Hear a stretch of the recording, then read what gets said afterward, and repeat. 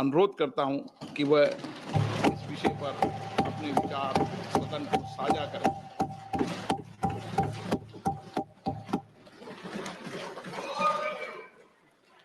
आदरणीय अध्यक्ष महोदय,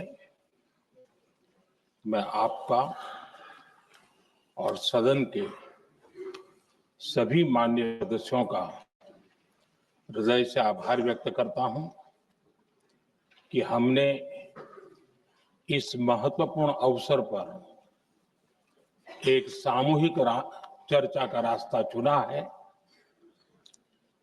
जिस मंत्र ने, जिस जयघोष ने देश की आजादी के आंदोलन को ऊर्जा दी थी, प्रेरणा दी थी, त्याग और तपस्या का मार्ग दिखाया था, उस वंदे मातरम का पुण्य स्मरण करना इस सदन में हम सबका ये बहुत बड़ा सौभाग्य है। और हमारे लिए गर्व की बात है कि वंदे मातरम के 150 वर्ष निमित्त इस ऐतिहासिक अवसर के हम साक्षी बन रहे हैं।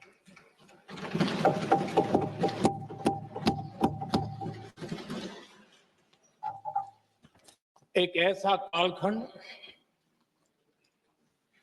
जो हमारे सामने इतिहास की अनगिनत घटनाओं को अपने सामने लेकर के आता है। ये चर्चा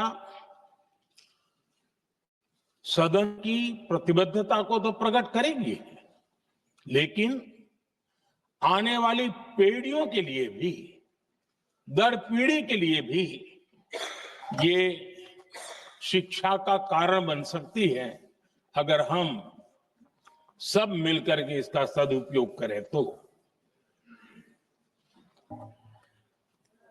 आदरणीय अध्यक्ष जी, एक ऐसा कालखंड है जब इतिहास के कई प्रेरक अध्याय फिर से हमारे सामने उजागर हुए हैं। अभी अभी हमने हमारे संविधान के 75 वर्ष गौरवपूर्व मनाए हैं। आज देश सरदार वल्लभ भाई पटेल की और भगवान बिरसा मुंडा की 150वीं जयंती भी मना रहा है। और अभी अभी हमने गुरु तेग बहादुर के 350वां बलिदान दिवस भी मनाया। और आज हम वंदे मातरम की 150 वर्ष निमित्त सदन की एक सामूहिक ऊर्जा को, उसकी अनुभूति करने का प्रयास कर रहे हैं। वंदे मातरम 150 वर्ष की यात्रा अनेक पड़ावों से गुजरी है, लेकिन आदरणीय अध्यक्ष जी, वंदे मातरम का जब 50 वर्ष हुए तब देश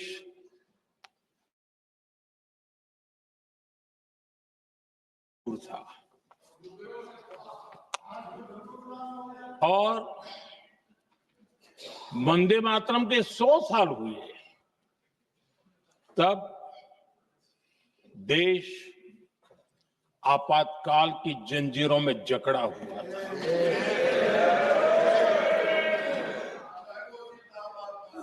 जब वंदे मातरम 100 साल के अत्यंत उत्तम पर्व था, तब भारत के संविधान का गला घोंट दिया गया था।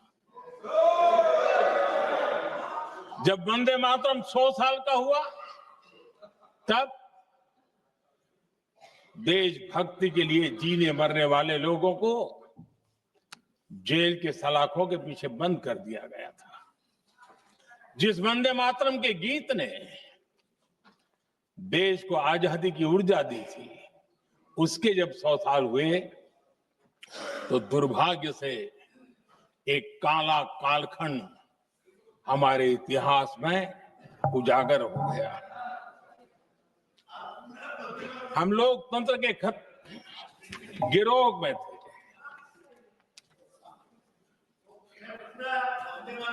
आदरणीय अध्यक्ष जी, 150 वर्ष उस महान अध्याय को,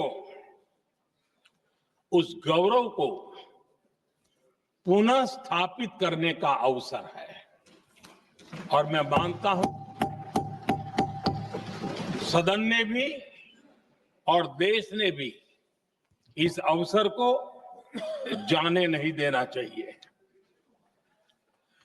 यही वंदे मातरम है जिसने 1947 में देश को आजादी दिलाई। स्वतंत्रता संग्राम का भावात्मक नेतृत्व इस वंदे मातरम के जयघोष में था। आदरणीय अध्यक्ष जी,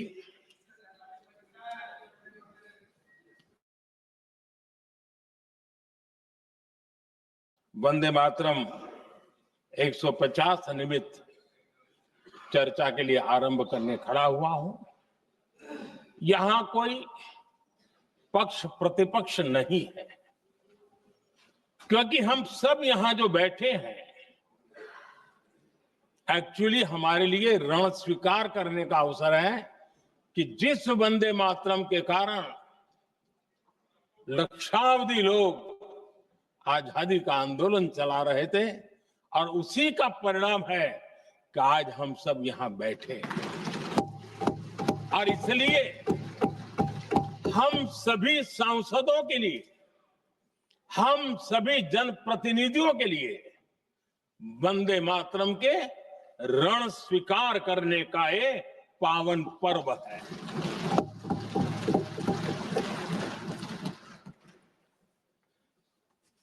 और इससे हम प्रेरणा लेकर के वंदे मातरम की जिस भावना ने देश की आजादी का जंग लड़ा, उत्तर दक्षिण पूर्व पश्चिम पूरा देश एक स्वर से वंदे मातरम बोल के आगे बढ़ा। फिर से एक बार अवसर है, आओ हम सब मिल के चले, देश को साथ लेके चले। आजादी के दीवानों ने जो सपने देखे थे उन सपनों को पूरा करने के लिए वंदे मातरम 150 हम सबकी प्रेरणा बने, हम सबकी ऊर्जा बने और देश आत्मनिर्भर बने। 2047 में विकसित भारत बना करके हम रहे, इस संकल्प को दोहराने के लिए ये वंदे मातरम हमारे लिए एक बहुत बड़ा अवसर है। आदरणीय अध्यक्ष जी, दादा तबीयत तो ठीक है ना? नहीं, कभी कभी इस उम्र में हो जाता है। आदरणीय अध्यक्ष जी, वंदे मातरम की इस यात्रा की शुरुआत बंकिम चंद्र जी ने 1875 में की थी और गीत ऐसे समय लिखा गया था जब 1857 के स्वातंत्र संग्राम के बाद अंग्रेज सल्तनत लाई हुई थी, भारत पर भांति भांति के दबाव डाल रही थी, भांति भांति के जुल्म कर रही थी और भारत के लोगों को मजबूर किया जा रहा था अंग्रेजों के द्वारा।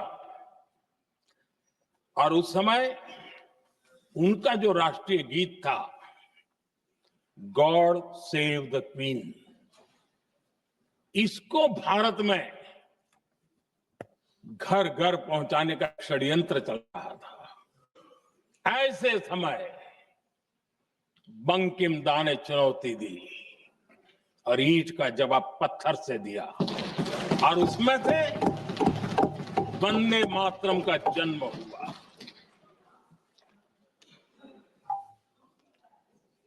इसके कुछ वर्ष बाद 1882 में जब उन्होंने आनंद मठ लिखा तो इस गीत का उसमें समावेश किया गया। आदरणीय अध्यक्ष जी, वंदे मातरम ने उस विचार को पुनर्जीवित किया था जो हजारों वर्ष से भारत की रग रग में रचा बसा था। उसी भाव को, उसी संस्कारों को, उसी संस्कृति को, उसी परंपरा को उन्होंने बहुत ही उत्तम शब्दों में, उत्तम भाव के साथ वंदे मातरम के रूप में हम सबको बहुत बड़ी सौगात दी थी। वंदे मातरम ये सिर्फ केवल राजनीतिक आजादी की लड़ाई का मंत्र नहीं था। सिर्फ हम अंग्रेज जाए और हम खड़े हो जाए, अपने राह पर चले, इतने मात्र तक वंदे मातरम प्रेरित नहीं करता था, उससे कहीं आगे था। आजादी की लड़ाई इस मातृभूमि को मुक्त कराने का भी जंग था। अपनी मां भारती को उन बेड़ियों से मुक्ति दिलाने का एक पवित्र जंग था। और वंदे मातरम की पृष्ठभूमि हम देखें, उसके संस्कार सरिता देखें, तो हमारे यहां वेद काल से एक बात बार बार हमारे सामने आई है। जब वंदे मातरम कहते हैं तो वही वेद काल की बात हमें याद आती है। वेद काल से कहा गया है, माता भूमि ही पुत्रो अहम पृथिव्याः, अर्थात ये भूमि मेरी माता है और मैं पृथ्वी का पुत्र हूं। आदरणीय अध्यक्ष जी, यही वो विचार है जिसको प्रभु श्री राम ने भी लंका के वैभव को छोड़ते हुए कहा था, जननी जन्मभूमिश्च स्वर्गादपि गरीयसी।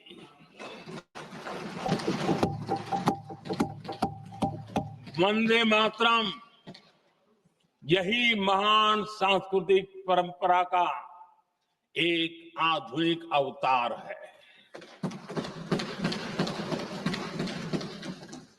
आदरणीय अध्यक्ष जी, बंकिम दा ने जब वंदे मातरम की रचना की तो स्वाभाविक ही वो स्वतंत्रता आंदोलन का स्वर बन गया। पूरब से पश्चिम, उत्तर से दक्षिण, वंदे मातरम हर भारतीय का संकल्प बन गया। इसलिए वंदे मातरम की स्तुति में लिखा गया था, मातृभूमि स्वतंत्रता की वेदिका पर मदोमय, मातृभूमि स्वतंत्रता की वेदिका पर मोदमय, स्वार्थ का बलिदान है यह शब्द है वंदे मातरम। है सजीवन मंत्र भी, यह विश्व विजयी मंत्र भी, शक्ति का आह्वान है यह शब्द वंदे मातरम। उष्ण शोणित से लिखो, वक्त स्थली को चीर, वीर का अभिमान है।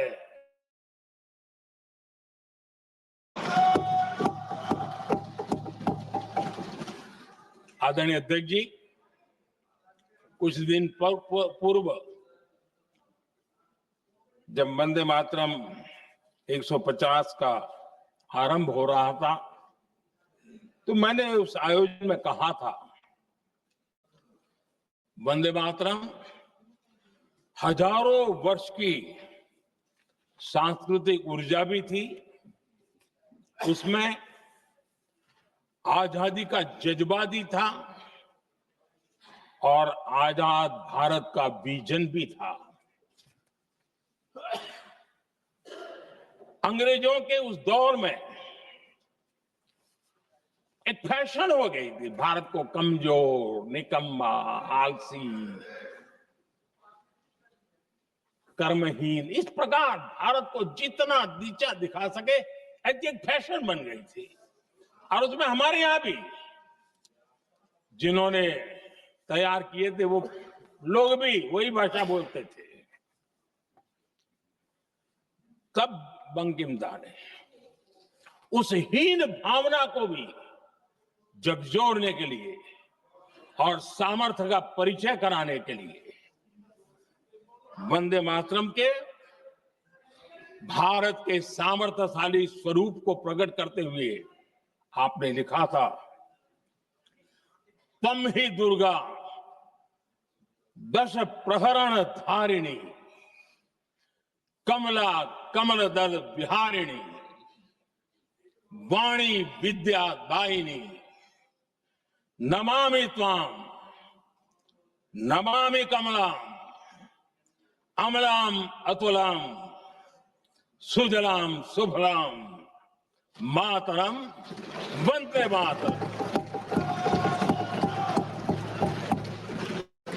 अर्थात भारत माता ज्ञान और समृद्धि की देवी भी है और दुश्मनों के सामने अस्त्र शस्त्र धारण करने वाली चंडी भी है। अध्यक्ष जी, ये शब्द, ये भाव, ये प्रेरणा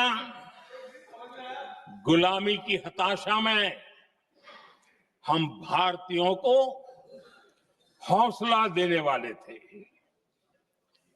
इन वाक्यों ने तब करोड़ों देशवासियों को यह एहसास कराया कि लड़ाई किसी जमीन के टुकड़े के लिए नहीं है, ये लड़ाई सिर्फ सत्ता के सिंहासन को कब्जे करने के लिए नहीं है,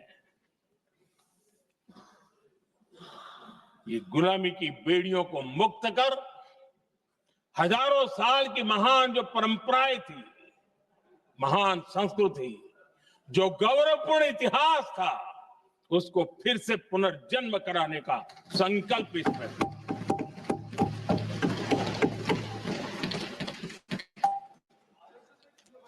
आदरणीय अध्यक्ष जी,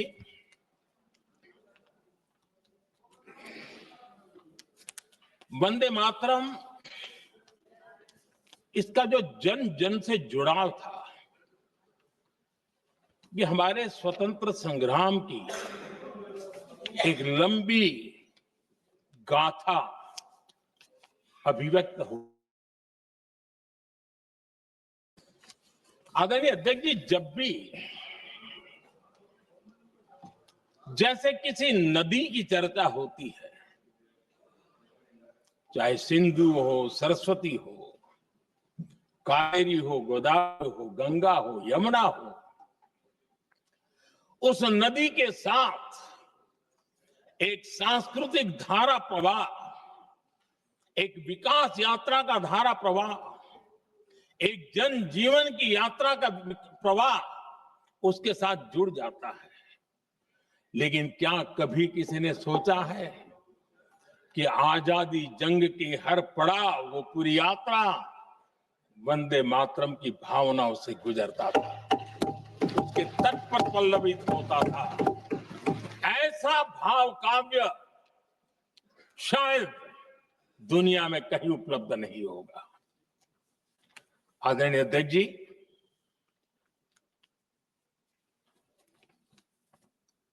अंग्रेज समझ चुके थे कि 1857 के बाद लंबे समय तक भारत में टिकना उनके लिए मुश्किल लग रहा था और जिस प्रकार से वो अपने सपने लेकर के आए थे, तब उनको लगा कि जब तक भारत को बांटेंगे नहीं, जब तक भारत को टुकड़ों में नहीं बांटेंगे, भारत में ही लोगों को एक दूसरे से लड़ाएंगे नहीं, तब तक यहां राज करना मुश्किल है। और अंग्रेजों ने बांटो और राज करो इस रास्ते को चुना और उन्होंने बंगाल को इसकी प्रयोगशाला बनाया, क्योंकि अंग्रेज भी जानते थे, वो एक वक्त था बंगाल का बौद्धिक सामर्थ्य देश को दिशा देता था, देश को ताकत देता था, देश को प्रेरणा देता था। और इसलिए अंग्रेज भी चाहते थे कि बंगाल का ये जो सामर्थ्य है वो पूरे देश की शक्ति का एक प्रकार से केंद्र बिंदु है। और इसलिए अंग्रेजों ने सबसे पहले बंगाल के टुकड़े करने की दिशा में काम किया और अंग्रेजों का मानना था कि एक बार बंगाल टूट गया तो ये देश भी टूट जाएगा और वो यावत चंद्र दिवाकर राज करते रहेंगे, ये इनकी सोच थी। 1905 में अंग्रेजों ने बंगाल का विभाजन किया, लेकिन जब अंग्रेजों ने 1905 में ये पाप किया तो वंदे मातरम चट्टान की तरह खड़ा रहा। बंगाल की एकता के लिए वंदे मातरम गली गली का नाद बन गया था और वही नारा प्रेरणा देता था। अंग्रेजों ने बंगाल विभाजन के साथ ही भारत को कमजोर करने के बीच और अधिक बोने की दिशा पकड़ ली थी, लेकिन वंदे मातरम एक स्वर एक सूत्र के रूप में अंग्रेजों के लिए चुनौती बनता गया और देश के लिए चट्टान बनता गया। आदरणीय अध्यक्ष जी, बंगाल का विभाजन तो हुआ, लेकिन एक बहुत बड़ा स्वदेशी आंदोलन खड़ा हुआ और तब वंदे मातरम हर तरफ गूंज रहा था। अंग्रेज समझ गए थे कि बंगाल की धरती से निकला बंकिम दा का ये भाव सूत्र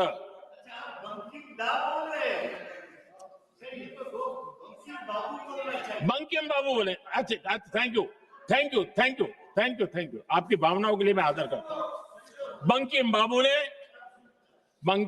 ने थैंक यू दादा, थैंक यू। हाँ, आपको तो दादा कह सकता हूं ना, वरना उसमें भी आपको इतराज हो जाएगा। बंकिम बाबू ने ये जो भाव विश्व तैयार किया था, उनके भाव गीत के द्वारा उन्होंने अंग्रेजों को हिला दिया और अंग्रेजों ने देखिए कितनी कमजोरी होगी और इस गीत की ताकत कितनी होगी। अंग्रेजों ने उसको कानूनी रूप से प्रतिबंध लगाने के लिए मजबूर होना पड़ा था। गाने पर सजा, छापने पर सजा, इतना ही नहीं, वंदे मातरम शब्द बोलने पर भी सजा। इतने कठोर कानून लागू कर दिए गए थे। हमारे देश के आजादी के आंदोलन में सैकड़ों महिलाओं ने नेतृत्व किया, लक्षावधि महिलाओं ने योगदान दिया। एक घटना का मैं जिक्र करना चाहता हूं। 22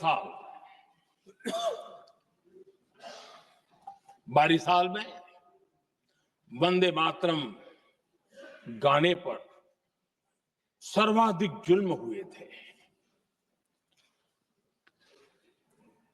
वो 22 साल आज भारत का हिस्सा नहीं रहा है, और उस समय 22 साल की हमारी माताएं, बहनें, बच्चे मैदान के स्वाभिमान के लिए इस प्रतिबंध के विरोध में लड़ाई के मैदान में उतरी थी। और तब 22 साल की एक वीरांगना श्रीमती सरोजिनी बोस, जिन्होंने उस जमाने में वहां की भावना को देखिए, और उन्होंने कहा था कि वंदे मातरम जो प्रतिबंध लगा है, जब तक ये प्रतिबंध नहीं हटता है, मैं अपनी चूड़ियां जो पहनती हूं निकाल दूंगी। भारत में वो एक जमाना था, चूड़ी निकालना यानी महिला के जीवन की बहुत बड़ी घटना हुआ करती। लेकिन उनके लिए वंदे मातरम की वो भावना थी, उन्होंने अपनी सोने की चूड़ियां, जब तक वंदे मातरम प्रतिबंध नहीं हटेगा मैं दोबारा नहीं धारण करूंगी, ऐसा बड़ा व्रत ले लिया था। हमारे देश के बालक भी पीछे नहीं रहे थे। उनको कोड़े की सजा होती थी, छोटी छोटी उम्र में उनको जेल में बंद कर दिया जाता। और उन दिनों खास करके बंगाल की गलियों में लगातार वंदे मातरम के लिए प्रभात फेरियां निकलती थी। अंग्रेजों की नाक को दम कर दिया था। और उस समय गीत गूंजता था बंगाल में, जाए जाबे जीवनो चोले, जाए जाबे जीवनो चोले, जोगो तो माजे तोमार काजे, वंदे मातरम बोले। अर्थात, हे मां, संसार में तुम्हारा काम करते और वंदे मातरम कहते जीवन भी चला जाए तो वो जीवन भी धन्य है। ये बंगाल की गलियों में बच्चे कह रहे हैं। ये गीत उन बच्चों की हिम्मत का स्वर था, और उन बच्चों की हिम्मत ने देश को हिम्मत दी थी। बंगाल की गलियों से निकली आवाज देश की आवाज बन गई थी।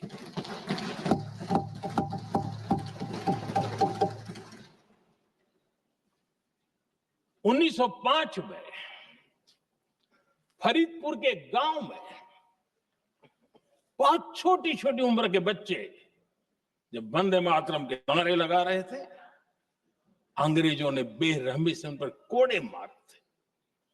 यानी एक प्रकार से जीवन और मृत्यु के बीच लड़ाई लड़ने के लिए मजबूर कर दिया था। अत्याचार हुआ था। 1906 में नागपुर में नील सिटी हाई स्कूल के उन बच्चों पर भी अंग्रेजों ने ऐसे ही जुल्म किए थे।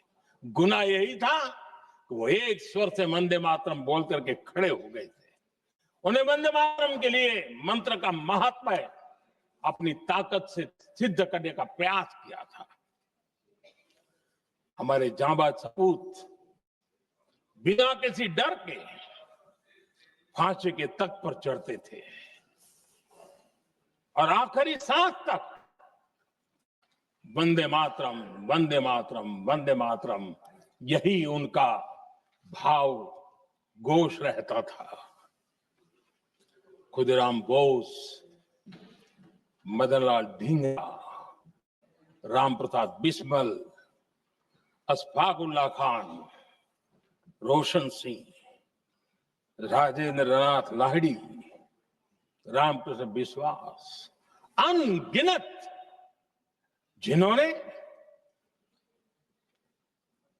वंदे मातरम कहते कहते फांसी के फंदे को अपने गले पर लगाया था। लेकिन देखिए, ये अलग अलग जेलों में होता था, अलग अलग इलाकों में होता था। प्रक्रिया करने वाले चेहरे अलग थे, लोग अलग थे। जिन पर जुल्म हो रहा था उनकी भाषा भी अलग थी।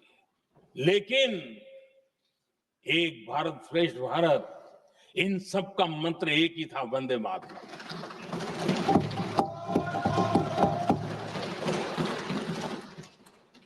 चटगांव की स्वराज क्रांति, जिन युवाओं ने अंग्रेजों को चुनौती दी, वे भी इतिहास के चमकते हुए नाम है।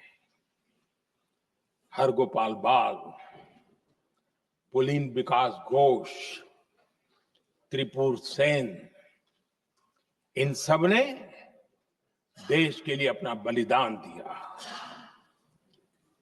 मास्टर सूर्यसेन को 1934 में जब फांसी दी गई, तब उन्होंने अपने साथियों को एक पत्र लिखा।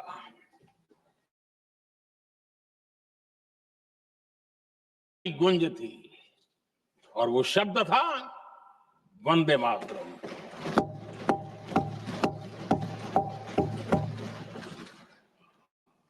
आदरणीय अध्यक्ष जी, हम देशवासियों को गर्व होना चाहिए। दुनिया के इतिहास में कहीं पर भी ऐसा कोई काव्य नहीं हो सकता, ऐसा कोई भावगीत नहीं हो सकता जो सदियों तक एक लक्ष्य के लिए कोटि कोटि जनों को प्रेरित करता हो और जीवन आहूत करने के लिए निकल पड़ते हो। दुनिया में ऐसा कोई भावगीत नहीं हो सकता जो वंदे मातरम। पूरे विश्व को पता होना चाहिए कि गुलामी के कालखंड में भी ऐसे लोग हमारे यहां पैदा होते थे जो इस प्रकार के भावगीत की रचना कर सकते थे। ये विश्व के लिए अजूबा है, हमें गर्व से कहना चाहिए, तब दुनिया भी मानना शुरू करेगी। ये हमारी स्वतंत्रता का मंत्र था, ये बलिदान का मंत्र था, ये ऊर्जा का मंत्र था, ये सात्विकता का मंत्र था, ये समर्पण का मंत्र था, ये त्याग और तपस्या का मंत्र था, संकटों को सहने का सामर्थ्य देने का ये मंत्र था, और वो मंत्र वंदे मातरम था। और इसलिए गुरुदेव रविंद्रनाथ टैगोर ने लिखा था, उन्होंने लिखा था, एकी सूत्रे बांधी आछी सोहोस्टोटी मौन, एक ही कार्य सौंपी आची सहस्त्र जीवन वंदे मातरम। अर्थात एक सूत्र में बंधे हुए सहस्त्र मन, एक ही कार्य में अर्पित सहस्त्र जीवन वंदे मातरम।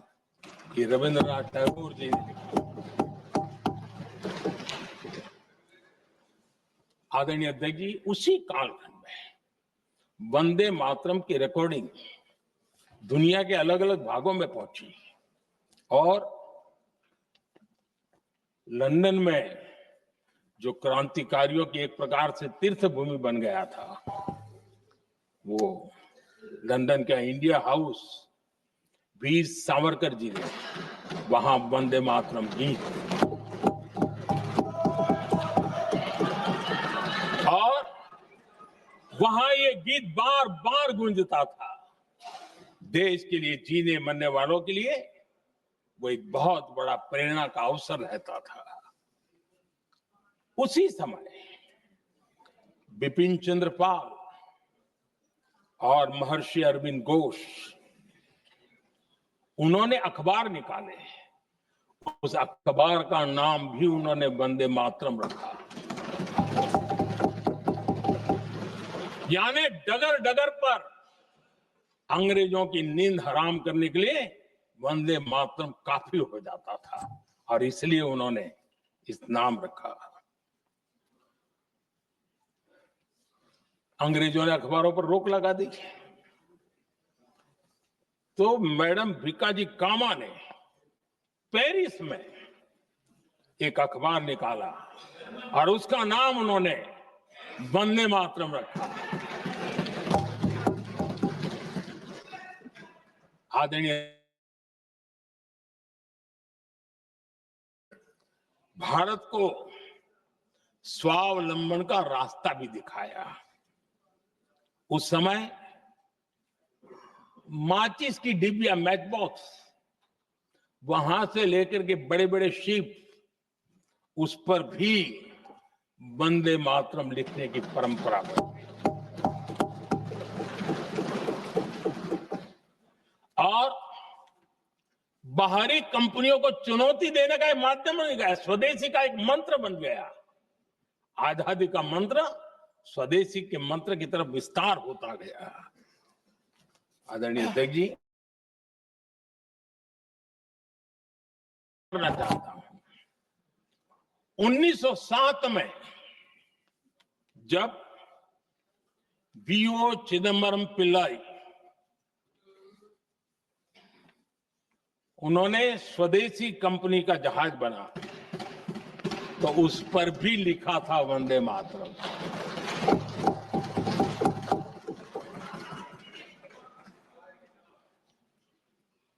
राष्ट्र कवि सुब्रमण्य भारती ने वंदे मातरम को तमिल में अनुवाद किया, स्तुति गीत लिखे। उनके कई तमिल देशभक्ति गीतों में वंदे मातरम की श्रद्धा साफ साफ नजर आती है। शायद सभी लोगों को, हो सकता है तमिलनाडु के लोगों को पता हो, लेकिन सभी लोगों को ये बात का पता ना हो कि भारत का ध्वज गीत वी सुब्रमण्यम भारती ने ही लिखा था। उस ध्वज गीत का वर्णन जिस पर वंदे मातरम लिखा हुआ था, तमिल में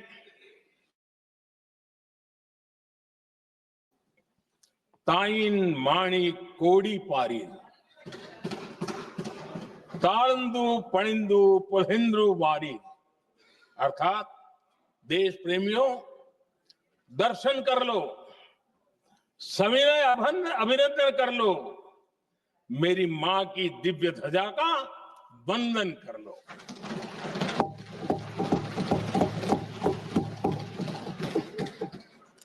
आदरणीय अध्यक्ष महोदय, मैं आज इस सदन में वंदे मातरम पर महात्मा गांधी की भावनाएं क्या थी वो भी रखना चाहता हूं। दक्षिण अफ्रीका से प्रकाशित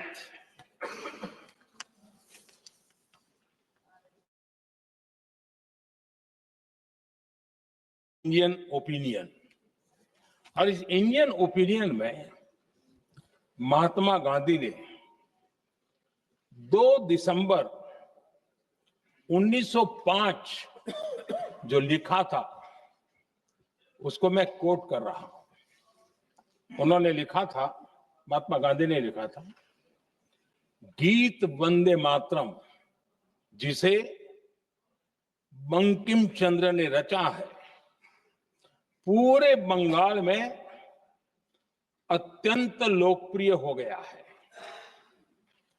स्वदेशी आंदोलन के दौरान बंगाल में विशाल सभाएं हुई जहां लाखों लोग इकट्ठा हुए और बंकिम का यह गीत गाया। गांधी जी आगे लिखते हैं, ये बहुत महत्वपूर्ण है। वो लिखते हैं, ये 1905 की बात है, उन्होंने लिखा, यह गीत इतना लोकप्रिय हो गया है जैसे ये हमारा नेशनल एंथम बन गया है।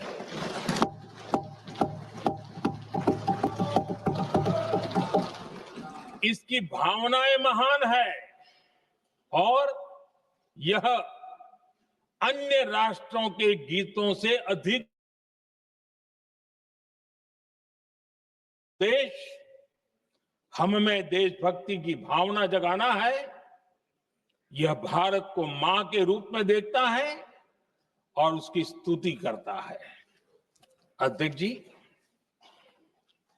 जो वंदे मातरम 1905 में महात्मा गांधी को नेशनल एंथम के रूप में दिखता था, देश के हर कोने में, हर व्यक्ति के जीवन में जो भी देश के लिए जीता जानता, देश के लिए जागता था, उन सब के लिए वंदे मातरम की ताकत बहुत बड़ी थी।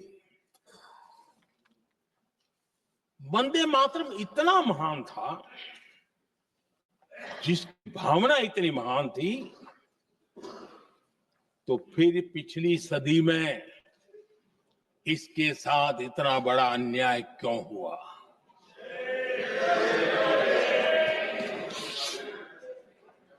वंदे मातरम के साथ विश्वासघात क्यों हुआ?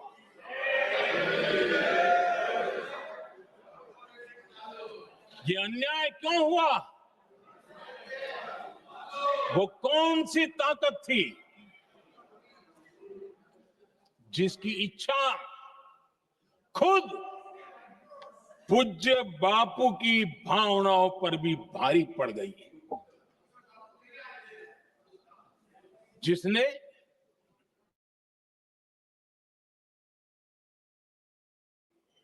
विवादों में घसीट दिया? मैं समझता हूं कि आज जब हम वंदे मातरम के 150 वर्ष का पर्व मना रहे हैं, चर्चा कर रहे हैं, तो हमें उन परिस्थितियों को भी हमारी नई पीढ़ियों को जरूर बताना हमारा दायित्व है, जिससे के वजह से वंदे मातरम के साथ विश्वासघात किया गया। वंदे मातरम के प्रति मुस्लिम लीग की विरोध की राजनीति तेज होती जा रही थी। मोहम्मद अली जिन्ना ने लखनऊ से 15 अक्टूबर 1937 को वंदे मातरम के विरुद्ध का नारा बुलंद किया। फिर कांग्रेस के तत्कालीन अध्यक्ष जवाहरलाल नेहरू को अपना सिंहासन डोलता दिखा। बजाय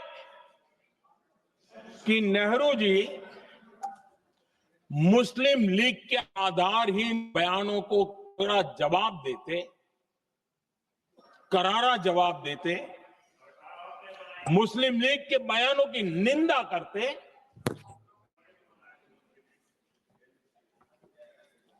और वंदे मातरम के प्रति खुद की भी और कांग्रेस पार्टी की भी निष्ठा को प्रकट करते हैं, लेकिन उल्टा हुआ। वो ऐसा क्यों कर रहे वो तो पूछा ही नहीं, न जाना, लेकिन उन्होंने वंदे मातरम की ही पड़ताल शुरू कर दी। जिन्ना के विरोध के 5 दिन बाद ही 20 अक्टूबर को नेहरू जी ने नेताजी सुभाष बाबू को चिट्ठी लिखी। उस चिट्ठी में जिन्ना की भावना से नेहरू जी अपनी सहमति जताते हुए कि वंदे मातरम की, ये जो उन्होंने सुभाष बाबू को लिखा है, वंदे मातरम की मुसलमानों को इरिटेट कर सकती है। मैं नेहरू जी का कोट पढ़ता हूं। नेहरू जी कहते हैं, मैंने वंदे मातरम गीत का बैकग्राउंड पढ़ा है। नेहरू जी फिर लिखते हैं, मुझे लगता है कि ये जो बैकग्राउंड है इससे मुस्लिम भड़केंगे। साथियों, इसके बाद कांग्रेस की तरफ से बयान आया कि 26 अक्टूबर से कांग्रेस कार्य समिति की एक बैठक कोलकाता में होगी, जिसमें वंदे मातरम के उपयोग की समीक्षा की जाएगी। बंकिम बाबू का बंगाल, बंकिम बाबू का कोलकाता, और उसको चुना गया और वहां पर समीक्षा करना तय किया।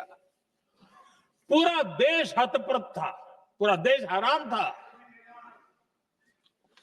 पूरे देश में देशभक्तों ने इस प्रस्ताव के विरोध में देश के कोने कोने में प्रभात फेरियां निकाली, वंदे मातरम गीत गाया। लेकिन देश का दुर्भाग्य कि 26 अक्टूबर को कांग्रेस ने वंदे मातरम पर समझौता कर लिया।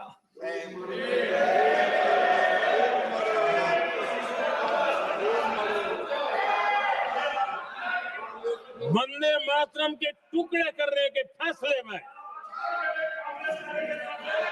वंदे मातरम के टुकड़े कर दिए। उस फैसले के पीछे नकाब ये पहना गया, चोला ये पहना गया। ये तो सामाजिक सद्भाव का काम है। लेकिन इतिहास इस बात का गवाह है कि कांग्रेस ने मुस्लिम लीग के सामने घुटने टेक दिए और मुस्लिम लीग के दबाव में किया।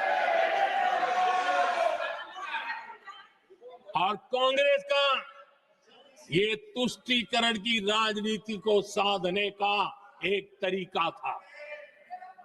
आदरणीय अध्यक्ष जी, तुष्टीकरण की राजनीति के दबाव में कांग्रेस वंदे मातरम के बंटवारे के लिए झुकी। इसलिए कांग्रेस को एक दिन भारत के बंटवारे के लिए झुकना पड़ा।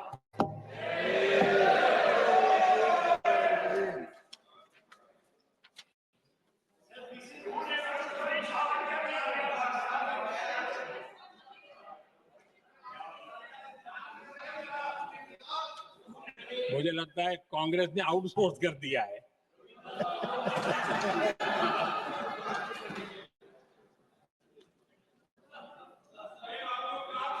दुर्भाग्य से कांग्रेस की नीतियां वैसी की वैसी थी है। और इतना ही नहीं, आईएनसी चलते चलते एमएमसी हो गया है।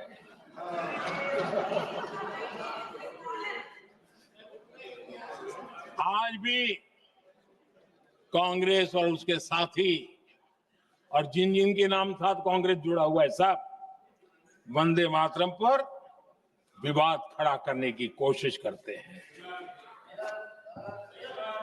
आदरणीय अध्यक्ष महोदय, किसी भी राष्ट्र का चरित्र, उसकी जीवटता,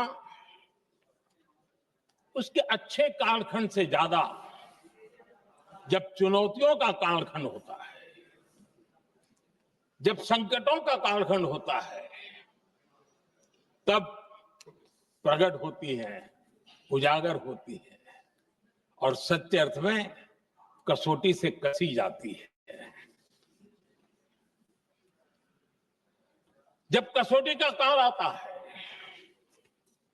तब ही ये सिद्ध होता है कि हम कितने दृढ़ हैं, कितने सशक्त हैं, कितने सामर्थ्यवान हैं। 1947 में देश आजाद होने के बाद देश की चुनौतियां बदली, देश की प्राथमिकताएं बदली, लेकिन देश का चरित्र, देश की जीवटता वही रही, वही प्रेरणा मिलती रही। भारत पर जब जब संकट आए, देश हर बार वंदे मातरम की भावना के साथ आगे बढ़ा।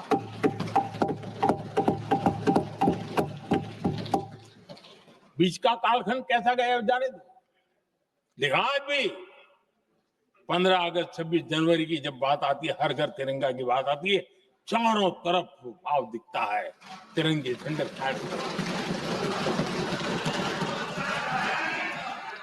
एक जमाना था जब देश पर खाद्य का संकट आया, वही वंदे मातरम का भाव था। मेरे देश के किसानों ने अंदर के भंडार भर दिए, और इसके पीछे भाव वही है, वंदे मातरम। जब देश की आजादी को कुचलने की कोशिश हुई, संविधान के पीठ पे छुरा भोंक दिया गया, आपातकाल थोप दिया गया, यही वंदे मातरम की ताकत थी कि देश खड़ा हुआ और परास्त करके रहा। देश पर जब भी युद्ध थोपे गए, देश को जब भी संघर्ष की नौबत आई, यही वंदे मातरम का भाव था। देश का जवान सीमाओं पर अड़ गया और मां भारती का झंडा फहराता रहा, विजय से प्राप्त कर। कोरोना जैसे वैश्विक महासंकट आया, यही देश उसी भाव से खड़ा हुआ, उसको भी परास्त करके आगे बढ़ गया। आदरणीय अध्यक्ष जी, यह राष्ट्र की शक्ति है, यह राष्ट्र को भावनाओं से जोड़ने वाला सामर्थ्यवान एक ऊर्जा प्रवाह है, ये चेतना प्रवाह है, ये संस्कृति की अविरल धारा का प्रतिबिंब है, उसका प्रकटीकरण है। ये वंदे मातरम हमारे लिए सिर्फ स्मरण करने का काल नहीं, एक नई ऊर्जा, नई प्रेरणा का लेने का काल बन जाए, और हम उसके लिए प्रति समर्पित होते चले। और मैंने पहले कहा, हम लोगों पर तो कर्ज है वंदे मातरम का। वही वंदे मातरम है जिसने वो रास्ता बनाया, जिस रास्ते से हम यहां पहुंचे हैं, और इसलिए हमारा कर्ज बनता है।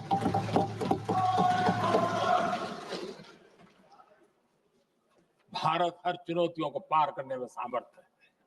वंदे मातरम के भाव की वो ताकत है। वंदे मातरम ये सिर्फ गीत या भावगीत नहीं, ये हमारे लिए प्रेरणा है, राष्ट्र के प्रति कर्तव्यों के लिए हमें झकझोरने वाला काम है। हम आत्मनिर्भर भारत का सपना लेकर के चल रहे हैं, इसको पूरा कर रहा है। वंदे मातरम हमारी प्रेरणा है। हम स्वदेशी आंदोलन को ताकत देना चाहते हैं। समय बदला होगा, रूप बदले होंगे, लेकिन पूज्य गांधी ने जो भाव व्यक्त किया था, उस भाव की ताकत आज भी मौजूद है, और वंदे मातरम हमें जोड़ता है। देश के महापुरुषों का सपना था स्वतंत्र भारत का। देश की आज की पीढ़ी का सपना है समृद्ध भारत का। आजाद भारत का सपने को सिंचा था वंदे भारत की भावना है, वंदे मातरम की भावना ने। समृद्ध भारत के सपने सिंचेगा वंदे मातरम की भावना। उसी भावना को लेकर के हमें आगे चलना है, और हमें आत्मनिर्भर भारत बनाना। 2047 में देश विकसित भारत बन के रहे। अगर आजादी के 50 साल पहले कोई आजाद भारत का सपना देख सकता था, तो 25 साल पहले हम भी तो समृद्ध भारत का सपना देख सकते हैं, विकसित भारत का सपना देख सकते हैं, और इस सपने के लिए अपने आप को खपा भी सकते हैं। इसी मंत्र, इसी संकल्प के साथ वंदे मातरम हमें प्रेरणा देता रहे।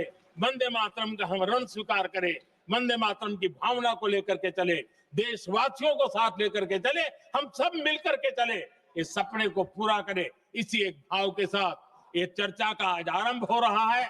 मुझे पूरा विश्वास है कि दोनों सदनों में देश के अंदर वो भाव भरने वाला कारण बनेगा, देश को प्रेरित करने वाला कारण बनेगा, देश की नई पीढ़ी को ऊर्जा देने का कारण बनेगा। इन्हीं शब्दों के साथ आपने मुझे अवसर दिया। मैं आपका बहुत बहुत आभार व्यक्त करता हूं। बहुत बहुत धन्यवाद। वंदे मातरम, वंदे मातरम, वंदे मातरम।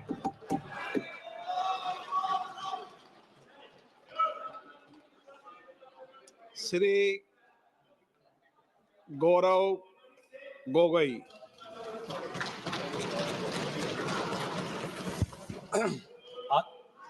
आदरणीय अध्यक्ष महोदय, मैं वंदे मातरम के 150वीं जयंती पर इस महत्वपूर्ण चर्चा में भाग लेने के लिए खड़ा हूं और अपने वक्तव्य के शुरुआत में मैं बंगाल के उस पवित्र भूमि को नमन करना चाहता हूं, जिस भूमि से ईश्वर चंद्र विद्यासागर आए, राजा राम मोहन रॉय जी आए, बंकिम चंद्र चटर्जी आए, स्वामी विवेकानंद जी आए, औरबिंदो घोष जी आए, खुदीराम बोस आए, कबीर नजरुल इस्लाम जी आए, रविंद्रनाथ टैगोर जी आए और सुभाष चंद्र बोस जी आए। वाकई में बंगाल की इस पवित्र भूमि में एक अद्भुत ताकत है, जिस भूमि ने हमारे देश को ना सिर्फ हमारा राष्ट्रगान दिया, लेकिन राष्ट्रगान के साथ हमें राष्ट्रगीत भी दिया। और कहीं ना कहीं मैं इस समय पर, क्योंकि स्वतंत्रता सेनानियों का उल्लेख किया गया, स्वतंत्रता संग्राम का उल्लेख किया गया, उस समय के कवि, लेखक, जिन्होंने ऐसे शब्दों का प्रयोग किया, ऐसे कविताएं रची, ऐसे गीत रची, गीतों के साथ, जिन शब्दों के प्रेरणाओं के साथ लाखों के तादाद पर स्वतंत्रता सेनानियों ने अंग्रेजों का जुल्म सहने की ताकत मिली। वे ऐसे शब्द थे, वे ऐसे गीत थे। वंदे मातरम, रविंद्रनाथ टैगोर जी के Where the mind is without fear, वो गीत झंडा ऊंचा रहे हमारा, वो गीत सरफरोशी की तमन्ना, वो गीत विद्रोह, वो गीत इंकलाब जिंदाबाद, वो स्लोगन करो या मरो, जय हिंद, सत्यमेव जयते, भारत छोड़ो। ऐसे कई नारे थे, ऐसे कई गीत थे, जिन गीतों ने, जिन शब्दों ने को ताकत दी। वंदे मातरम के इतिहास की और उसके जन्म की बात आदरणीय प्रधानमंत्री मोदी जी ने की। हाँ, जो मंगल पांडे का जो विद्रोह था, उस विद्रोह बेचैनी थी और अंग्रेजों का जुल्म और बढ़ गया था। और ऐसे वक्त ने जो पूरे बंगाल में जो रेनेसांस चल रहा था, जो भाषा के संदर्भ में जो एक क्रांति चल रही थी, उस क्रांति में वो भी एक महत्वपूर्ण धारा थी। जिस क्रांति में राजा राम मोहन रॉय भी थे, जिस क्रांति में ब्रह्मो समाज भी था, और उन्होंने 1872 में वो पहले दो पंक्ति लिखे जो आज हमारे राष्ट्रगीत के भाग में है। 1872-75 के बाद लगभग 9-10 सालों के बाद उन्होंने आनंद मत लिखा, जहां पर उन दो पंक्तियों में उन्होंने और कई पंक्तियां जोड़ी। और आनंद मत के संदर्भ में लिखा गया,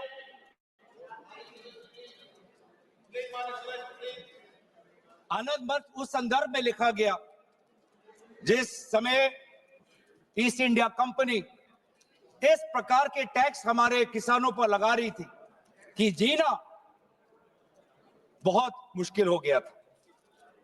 लेकिन वाकई में ये जो एक गीत था जो आनंद मत में उल्लेखित था, वास्तविक रूप में ये नारा कब बना? लेकिन ये इसकी एवोल्यूशन, इसका पूर्ण जन्म एक नारा के द्वारा, एक राजनीतिक नारा के द्वारा 1905 में हुआ। 1905 में वायसरॉय कर्जन ने बंगाल के दो भाग करके सोचा कि इसके द्वारा वो बंगाल और बंगाल के द्वारा पूरे भारत पर एक गहरी चोट डालेंगे। लेकिन यही उनकी गलती थी। अगर मैं देखूं कि आधुनिक स्वतंत्रता संग्राम में वो कौन सा पल था जिस पल से भारत के स्वतंत्रता संग्राम में एक नई ताकत आई, वो 1905 के उस स्वदेशी आंदोलन से था, जो स्वदेशी आंदोलन बंगाल के पार्टीशन, विभाजन के बाद उजागर हुआ। और उसमें जैसे इतिहास में हमने पढ़ा है कि अरबिंदो घोष जी को एक ताकत मिली, वंदे मातरम का वो जन्म, और उसके द्वारा जुगांतर पार्टी के द्वारा ये मैसेज गया कि हमें भारत को एक नई दृष्टि से, एक नई ताकत से, एक नई मंथन के द्वारा हमें विद्रोह करना है। और यही बात आने वाले समय में पूरे प्रदेश में यह फैला और व्यापक रूप से फैला। और ये बहुत, इस पूरे वंदे मातरम की जो यात्रा है, इस यात्रा को अध्ययन करना बहुत जरूरी कि कहीं बंगाल में, बंगाल के भाषा के क्रांति से निकला ये गीत जो 10 वर्ष बाद आनंद मत के नॉवल में बंगाल में एक राष्ट्र नारा बना 1905 में, और ऐसी प्रेरणा मिली जिस प्रेरणा से पूरे भारत में वो व्यापक रूप से प्रचारित हुआ। प्रचार होने के कई माध्यम थे। आदरणीय प्रधानमंत्री जी ने ग्रामोफोन का उल्लेख किया, लेकिन पैम्फलेट और पब्लिकेशन का भी एक बहुत महत्वपूर्ण भूमिका थी। ये पैम्फलेट और पब्लिकेशन के द्वारा बंगाल का ये नारा गया पंजाब में, गया महाराष्ट्र में, गया मद्रास में। ट्रांसलेशन के द्वारा आदरणीय सुब्रमण्यम भारती ने जिस प्रकार से 1905 में इसकी ट्रांसलेशन की, 1908 में इसकी ट्रांसलेशन की, तो कई जगह पे ये कन्नड़ में, तमिल में, तेलुगु में, अलग अलग भाषाओं में आनंद मत और आनंद मत के द्वारा पूरे वंदे मातरम की जो व्याख्या है, जो मूल भाव है, पूरे देश में फैला। खुदीराम बोस जी का उल्लेख यहां पे किया। और हां, जिस प्रकार से कोर्ट ट्रायल्स हुए, सिर्फ खुदीराम बोस जी का नहीं, अरबिंदो घोष जी के भी कोर्ट ट्रायल से पूरे देश को यह दृश्य दिख रहा है कि किस प्रकार से वंदे मातरम के द्वारा हमारे स्वतंत्रता सेनानी ब्रिटिश का विद्रोह कर रहे थे। और फिर सिर्फ स्वतंत्रता सेनानियों के बीच नहीं रहा, एक व्यापक रूप से ये छात्रों के बीच में ये समा गया। वंदे मातरम का उजागर राजामुंड्री आर्ट्स कॉलेज में किया गया, कोकानाडा आर्ट्स कॉलेज में किया गया, गोदावरी, कृष्णा, गुंटूर तक फैला। बांग्लादेश उस समय के मयमन सिंह सिटी कॉलेज तक पहुंचा। और यहां तक भी नहीं, बाहर जब जो हमारा तिरंगा ध्वज जब 1907 में पूरे विश्व में प्रकाशित किया, तो उस तिरंगा झंडा में भी वंदे मातरम उल्लेखित था। के द्वारा भी अवनिंद्रनाथ टैगोर, उन्होंने एक पेंटिंग, एक चित्र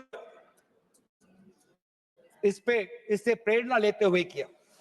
तो कहीं ना कहीं हमारे पूरे स्वतंत्रता संग्राम में कला, साहित्य का एक बहुत महत्वपूर्ण भाषा और बहुत महत्वपूर्ण भूमिका रही है। राजनीतिक नारा से, जैसे कि कहा गया, राष्ट्र में इसको एक राष्ट्र तवज्जो मिलने लगा और इस वंदे मातरम को सिर्फ एक राजनीतिक नारा नहीं, लेकिन राष्ट्र गीत से इसको देखा जाए, ये तवज्जो, ये महत्व अगर कोई किसी राजनीतिक दल ने दिया तो वो कांग्रेस पार्टी ने जब 1905 का स्वदेशी आंदोलन भी नहीं हुआ, 1896 में कलकत्ता में कांग्रेस के अधिवेशन में गुरुदेव रविंद्रनाथ टैगोर जी ने खुद वंदे मातरम को एक मधुर वाणी में उन्होंने उसका गीत प्रदर्शित किया और बाद में उन्होंने एक चिट्ठी में लिखा भी पंडित नेहरू को that the privilege of originally setting the first stanza of Vande Mataram to the tune was mine when the author was still alive. और कहीं ना कहीं ये भी बताने की बहुत जरूरत है कि रविंद्रनाथ टैगोर जी बंकिम चंद्र चटर्जी को बहुत करीबी से उनको मिले और बंकिम चंद्र चटर्जी ने काफी समर्थन भी रविंद्रनाथ टैगोर जी को दिया। 1905 में स्वदेशी आंदोलन भी हुआ और 1905 में कांग्रेस का बनारस में अधिवेशन हुआ, जिस बनारस के अधिवेशन में अध्यक्ष कर रहे थे जी.के. गोखले साहब और दोबारा 1905 के उस बनारस के अधिवेशन में सरला देव चौधरी जी ने वंदे मातरम का गीत प्रदर्शित किया।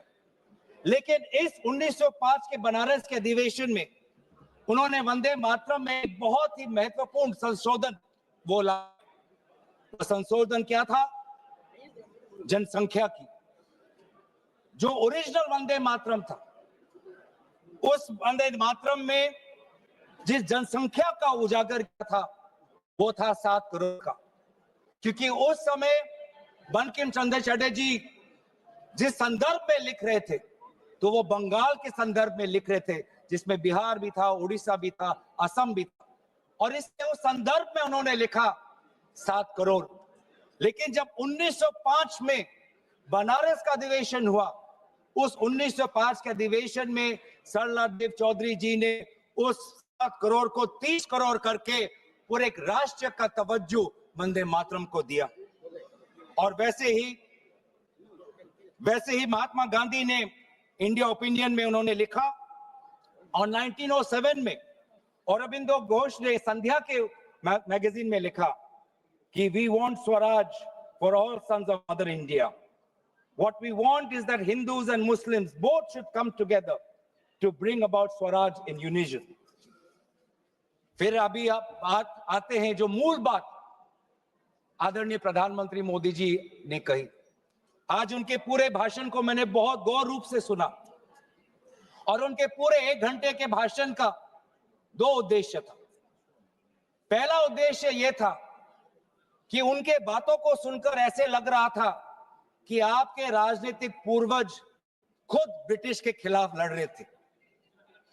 ऐसे लग रहा था कि आपके राजनीतिक पूर्वज ने ब्रिटिश के खिलाफ विभिन्न आंदोलनों में भाग लिया। तो ये जो इतिहास को दोबारा लिखने की, रिवाइज करने की जो मंशा आज प्रधानमंत्री मोदी जी के भाषण में मुझे सुनाई दी। सर, मैं आपके साथ तो मैं तर्क वितर्क करने आया नहीं हूं। और दूसरा जो उद्देश्य था कि एक राजनीतिक रंग इस पूरे वंदे मातरम के चर्चा को देने का था। उन्होंने उजागर किया कांग्रेस वर्किंग कमेटी का और पंडित नेहरू जी का। और ये एक आदत है सर, ये मेरे पास एक टेबल है कि जब प्रधानमंत्री मोदी जी किसी भी विषय पे बोलते हैं तो पंडित नेहरू जी का नाम कितने बार लेते हैं और कांग्रेस पार्टी का नाम कितने बार लेते हैं। मैं बस एक ही उदाहरण देना चाहता हूं कि इससे पहले ऑपरेशन सिंदूर का डिबेट में हमने आदरणीय प्रधानमंत्री मोदी जी को सुना। क्या आप जानना चाहेंगे कि पंडित नेहरू का नाम कितना उन्होंने लिया? 14 बार। ऑपरेशन सिंदूर पे 14 बार उन्होंने पंडित नेहरू का नाम लिया। और कांग्रेस पार्टी का कितने बार? 50 बार। वैसे ही जब संविधान का 75th एनिवर्सरी मनाया जा रहा था तब 10 बार पंडित नेहरू जी का नाम लिया और 26 बार कांग्रेस पार्टी का। उस प्रकार से जब 2022 में जब राष्ट्रपति अभिभाषण पे प्रधानमंत्री मोदी जी अपना बात नाम लिया 2020 में, सर मैं आपके साथ तर्क वितर्क नहीं करने आया सर। 2020 में जब राष्ट्रपति अभिभाषण पे प्रधानमंत्री मोदी जी ने भाषण दिया तो 20 बार पंडित नेहरू का नाम लिया। तो इसीलिए उनका आज दूसरा उद्देश्य तो मैं समझ गया, लेकिन बड़े विनम्रता से मैं आदरणीय प्रधानमंत्री मोदी जी को मैं कहना चाहता हूं और उनके पूरे मैं दल को कहना चाहता हूं और पूरे इनके ढांचे को कहना चाहता हूं, आप चाहे जितना भी कोशिश कर लो, आप पंडित नेहरू जी के जो उनका योगदान था उस पे एक भी काला दाग आप लगाने में सक्षम नहीं होंगे। आप चाहे पूरे कोशिश कर लो, आप एक भी उन पे काला दाग लगाने में आप सफल नहीं होंगे। हाँ, कांग्रेस वर्किंग कमेटी में और उससे पहले मुस्लिम लीग का विद्रोह था। मुस्लिम लीग ये कहना चाहती थी कि पूरा वंदे मातरम को बहिष्कार करना चाहिए, पूरे वंदे मातरम को बहिष्कार करना चाहिए। लेकिन मुस्लिम लीग को यह अधिकार कहां से मिला? और क्या मुस्लिम लीग के अनुसार हमारा देश चलेगा? क्या मुस्लिम लीग के अनुसार क्या कांग्रेस पार्टी चलेगी? कतई नहीं। हमारे उस समय के जो हमारे नेता थे मौलाना आजाद साहब, उन्होंने स्वयं कहा कि मुझे वंदे मातरम में कोई भी आपत्ति नहीं है। यह फर्क है कांग्रेस के मौलाना आजाद और मुस्लिम लीग के जिन्ना के बीच में।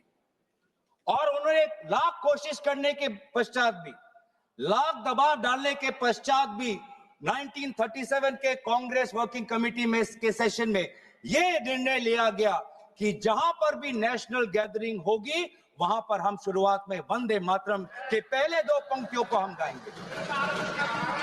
इस सिद्धांत को मुस्लिम लीग ने बहुत बड़ी इसकी आलोचना की, बहुत बड़ी आलोचना की, और आलोचना हिंदू महासभा ने भी की। ये कभी कभी हिंदू महासभा और मुस्लिम लीग के जो राजनीतिक उद्देश्य है वो एक हो जाते हैं। हिंदू महासभा और मुस्लिम लीगों ने दोनों वंदे मातरम को एक विशेष राजनीतिक रूप से देखा और मुस्लिम लीग और हिंदू महासभा ने दोनों ने कांग्रेस पार्टी की आलोचना की। लेकिन कांग्रेस पार्टी अगर चलेगी तो किसी हिंदू महासभा या किसी मुस्लिम लीग की नहीं, भारत के जो हमारे आबादी है, भारत की जो हमारी जनसंख्या है, भारत में जो वंदे मातरम के जो मूल भाव है उसके साथ मूल भाव। आप बार बार वंदे मातरम की आप बात कर रहे थे आदरणीय प्रधानमंत्री जी, वंदे मातरम किस संदर्भ में लिया गया? ब्रिटिश के विद्रोह में वंदे मातरम का नारा कब लगाते थे? जब हम ब्रिटिश के अंदर हम खौफ पैदा करना चाहते थे। वंदे मातरम का नारा कब लगाते थे? जब हम ब्रिटिश को बताना चाहते थे कि हम डरेंगे नहीं, हम झुकेंगे नहीं। तो ये था मूल भाव वंदे मातरम का, ब्रिटिश के विद्रोह करने का। मैं पूछना चाहता हूं कि आपके राजनीतिक पूर्वजों ने वंदे मातरम की इस मंशा को आपने कब पूरा किया? कब आपने ब्रिटिश का विद्रोह किया? कब किया? अब वंदे मातरम का उद्देश्य था कि ब्रिटिश को के बीच में डर फैलाना। मैं पूछना चाहता हूं कि आपने उस मंशा को कब पूरा किया? 1937 की आप बात करते हैं और 1937 में आपको आपत्ति है, तो मैं पूछना चाहता हूं कि 1942 में जब भारत छोड़ो आंदोलन,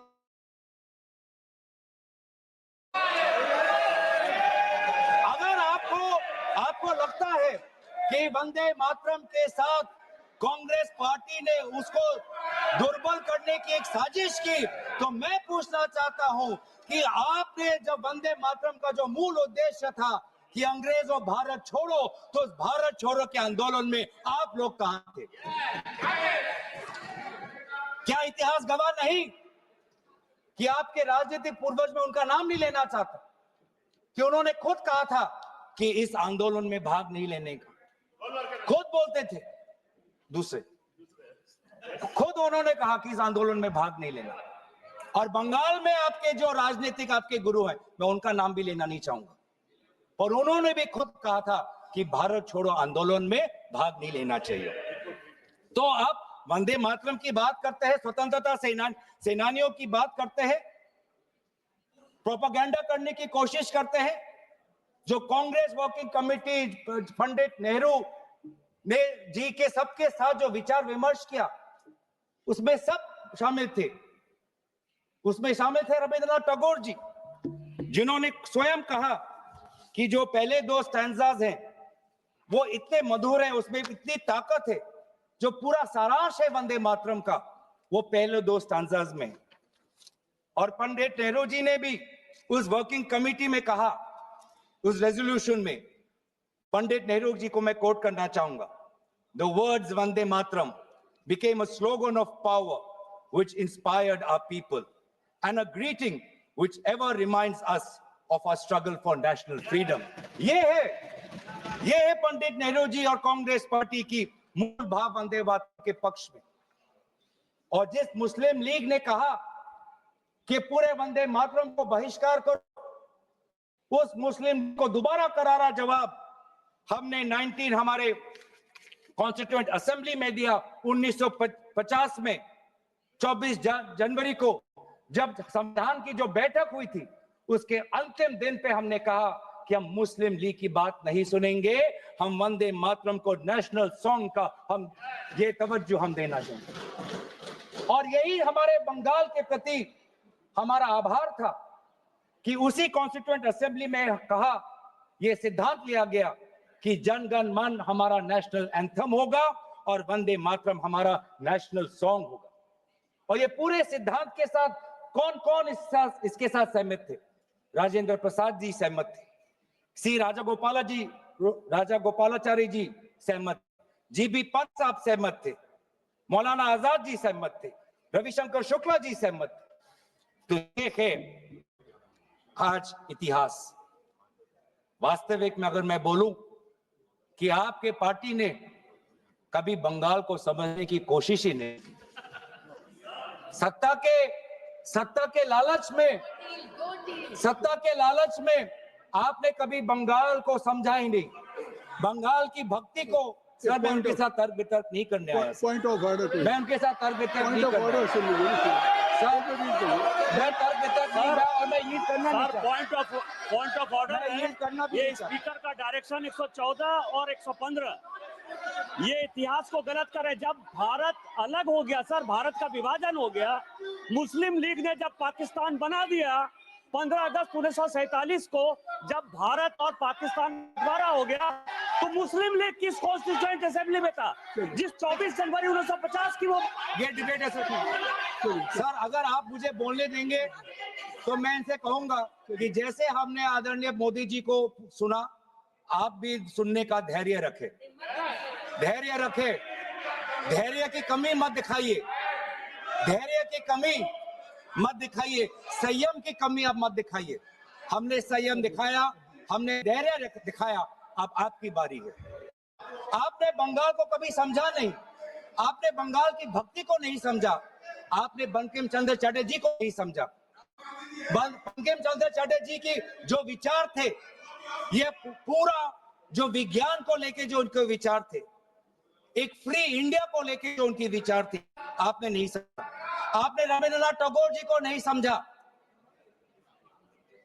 आपके लिए तो सब कुछ बांग्लादेशी। रविंद्रनाथ टैगोर जी ने 1905 में अमार सोनार बांग्ला लिखा। आपने तो, आप इतिहास नहीं जानते, आपने रविंद्रनाथ टैगोर जी का इतिहास नहीं पढ़ा। और जब कहीं आपको अमार सोनार बांग्ला आपको सुनाई पड़ता है तो आपको सिर्फ बांग्लादेशी सुनाई पड़ता है। लेकिन जिस समय वो लिखा गया, बंगाल के पार्टीशन में जो दुख, जो वेदना, अमार सोनार बांग्ला, मेरे जो सुनहरे बंगाल के प्रति जो भाव था, उसको आपने नहीं समझा। आप कभी दिल्ली में अगर बंगाली भाषा सुनते हैं तो उसको भी बांग्लादेशी कह देते हैं, उसको भी आप बांग्लादेशी कह देते हैं। जो वास्तविक में बंगाल लोगों की जो समस्या है असम में बंगाल लोगों की जो डी वोटर की समस्या है, आज 10 साल आपका डबल इंजन हो गया, आपने असम में डी वोटर की समस्या को समाधान नहीं किया। असम में बंगाल के लोग आज अपने आप को भारतीय नागरिक कहना चाहते हैं, लेकिन आपने ऐसा कानून लेके आए हैं, आप असम में बंगाल के लोग अपने आप को भारतीय नागरिक नहीं, अपने आप को बांग्लादेशी का प्रमाण सरकार को देना पड़ रहा है। ये है आज। इसीलिए ना आप बंगाल को समझे, ना आपने राष्ट्र को समझा। ये हम कह रहे हैं ना राष्ट्रगीत, इसमें जो राष्ट्र है, आपने कभी राष्ट्र को समझने की कोशिश नहीं, क्योंकि ये राष्ट्र जो है एक संघीय ढांचे पर निर्भर है और इसमें कई प्रकार के राष्ट्रभक्ति है।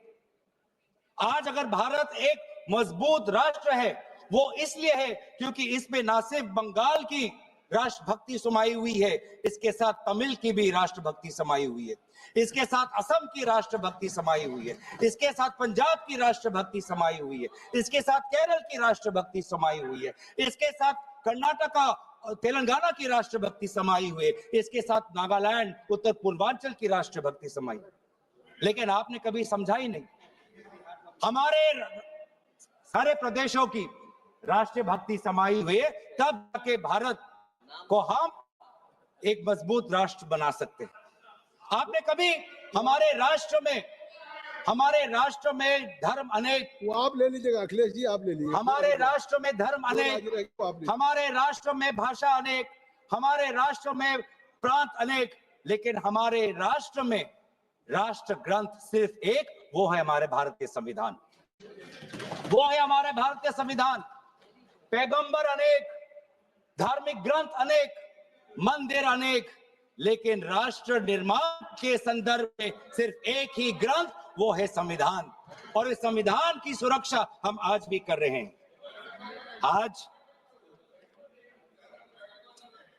आज मैं पूछना चाहता हूं कि आपने जो हमारा नेशनल एंथम है, आप चाहते थे कि वंदे मातरम हमारा नेशनल एंथम बने, लेकिन जब पूरे देश ने जनगण मन को नेशनल एंथम, रविंद्रनाथ टैगोर जी के द्वारा रचित जनगण मन को नेशनल एंथम का तवज्जो दिया, तो आपके राजनीतिक पूर्वजों ने लगभग 52 साल आपने ना राष्ट्रीय तिरंगा आपने अपने शाखाओं में लगाया, ना राष्ट्रीय नेशनल एंथम अपने शाखाओं में कहा। आप राष्ट्र की बात करते हो, ना नेशनल एंथम को आपने तवज्जो दी, न भारत के तिरंगा को आपने तवज्जो दिया। आप क्या राष्ट्र की बात करते हो? लेकिन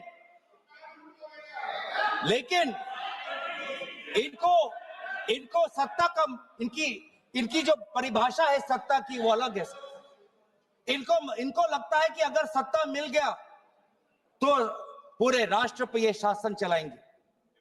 ये लोग, यही फर्क है। मैं समझ, यही।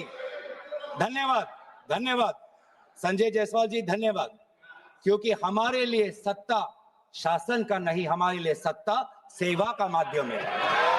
सेवा का माध्यम, ये फर्क है। ये संजय जी को आप धन्यवाद दे रहे हैं। ये फर्क है। ये संजय जी को आप सर, आपके साथ तो मैं नहीं करना है, आपके साथ तो नहीं करना। ये फर्क है राजतंत्र और लोकतंत्र में। राजा शासन करना चाहता है और सेवक भारत के संविधान को सेवा करना चाहता है। ये फर्क है राजा और सेवक में। और आज यही हम देख रहे हैं कि आज हमारे भारत के लोग अनेक समस्या उठा रहे हैं, लेकिन उस समस्या का एक भी उल्लेख नहीं। सर, आज अगर हम राष्ट्र की बात कर रहे हैं, राष्ट्र के प्रति हमारे भक्ति की बात कर रहे हैं, राष्ट्र के प्रति आपकी सेवा के लिए धन्यवाद। सभापति महोदय, थोड़ा मुझे सुनिए। सभापति महोदय, मुझे हम राष्ट्र के प्रति हमारे कर्तव्य की बात के प्रति हमारे कर्तव्यों की हम बात कर रहे हैं। आज सदन पहली बार भारत के राजधानी में बम विस्फोरण हुआ, एक बार भी उसका उजागर आदरणीय प्रधानमंत्री मोदी जी नहीं किया। हम 150वीं जन्म जयंती वंदे मातरम की मना तो रहे, लेकिन क्या हम आज वर्तमान के भारत को सुरक्षा दे पा रहे हैं? क्या हमने दिल्ली के राजधानी में हमारे दिल्ली वासियों को हमने सुरक्षा दी? क्या हमने जम्मू कश्मीर में हमारे वहां के पर्यटकों को सुरक्षा दी?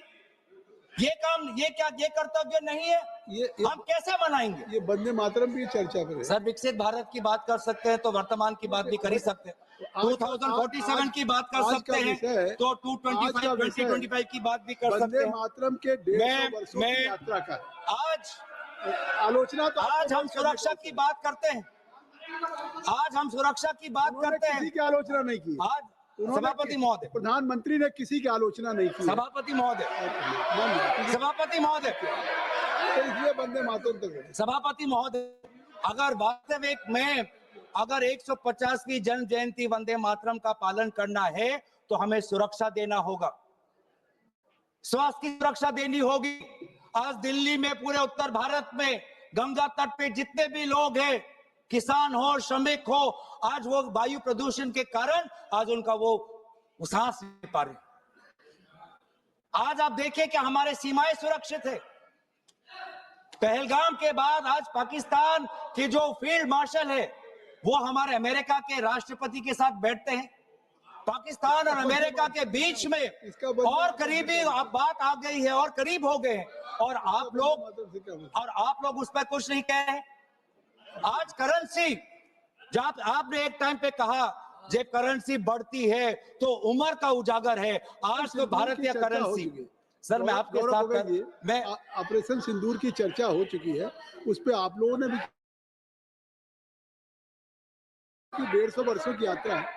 आज इसको अगर इस चर्चा को किसी आरोप प्रत्यारोप से या विवादों से ऊपर रखे तो ज्यादा अच्छा होगा। सर, 150वीं जयंती तो वर्तमान में मना रहे हैं, तो वर्तमान में भारत के प्रति जो हमारे कर्तव्य है उसकी बात ना करें तो हम कैसे करें? और इसीलिए आज करेंसी, जिस करेंसी का आपने उजागर किया कि करेंसी जब बढ़ती है तो किसी का उम्र का उदाहरण मिलता है, आज तो 100 तक पहुंच गया करेंसी। तो ना वायु प्रदूषित है, ना वायु से हम सुरक्षित है, ना करेंसी हमारी सुरक्षित है, ना हमारी सीमा सुरक्षित है, ना हमारे दिल्ली में हम सुरक्षित है, ना जम्मू कश्मीर और लद्दाख में जो सुरक्षा उनको मिलनी चाहिए, जो राजनीतिक सुरक्षा मिलना चाहिए, जो संपूर्ण राज्य का दर्जा मिलना चाहिए, जो यूटी का दर्जा मिलना चाहिए, ना उनको हम दे पा रहे हैं। आज ना हमारा उद्योग सुरक्षित है।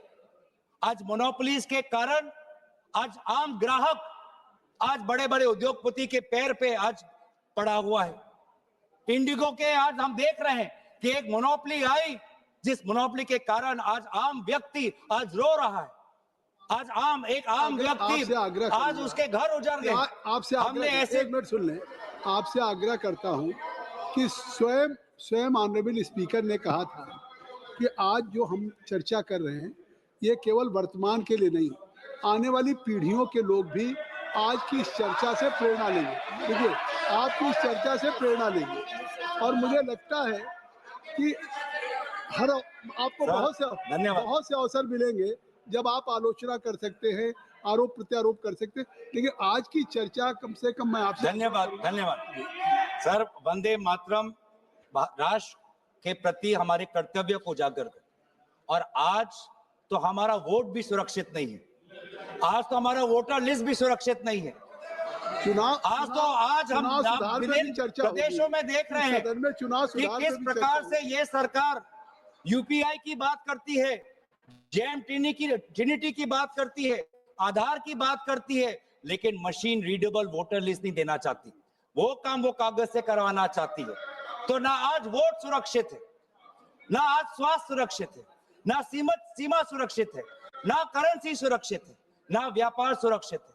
ऑनलाइन कॉमर्स आने के बाद आज भारत का वो छोटा दुकानी, आज वो मध्यम वर्ग का दुकानी आज पूरा तहस नहस हो गया।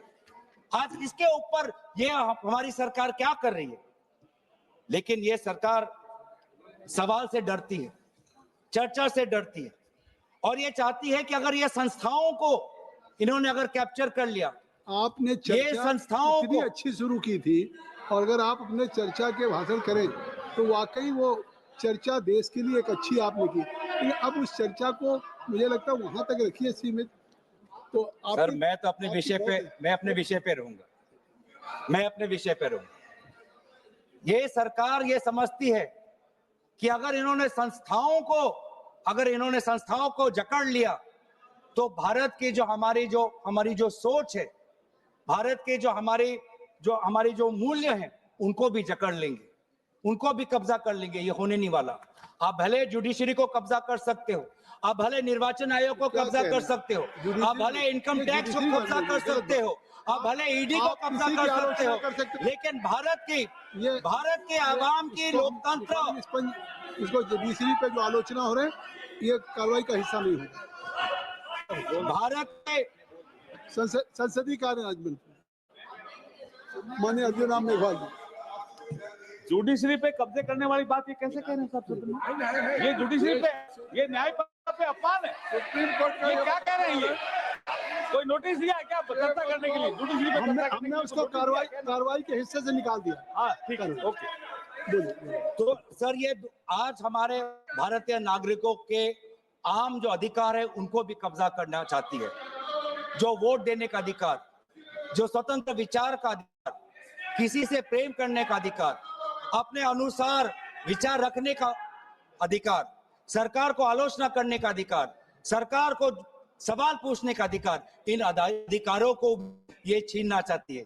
और अगर यह इन अधिकारों को छीनना चाहती है तो ये बंकिम चंद्र चटर्जी के काल्पनिक जो कल्पना के अनुसार जो भारत के जो सपना देखा था उसके विरोध में वो जा रहे हैं। जो रविन्द्रनाथ टैगोर जी ने जो फ्री इंडिया की कल्पना की थी उसके विरोध में जा रहे हैं। तो इसीलिए आज ब्रिटिश तो रहे नहीं, लेकिन ब्रिटिश का divide and rule policy follow करने वाले आज भी कुछ राजनीतिक ताकत आज भी है। जिस प्रकार से ब्रिटिश ने सेडिशन का कानून इस्तेमाल कर भारत के वैचारिक जो हमारी स्वतंत्रता है उसको पकड़ने का काम किया, आज भी ऐसे कुछ राजनीतिक ताकत है जो सेडिशन कानून के द्वारा हमारे ही नागरिकों को जेल में रख रही है।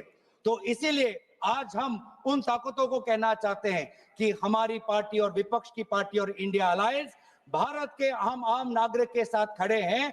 और हम आज भी प्रतिबद्ध हैं कवि रविन्द्रनाथ टैगोर जी के उस वो महान पंक्ति के प्रति, जिन पंक्तियों को मैं अंत में उजागर करते हुए मैं अपने भाषण को समाप्त कर दूंगा।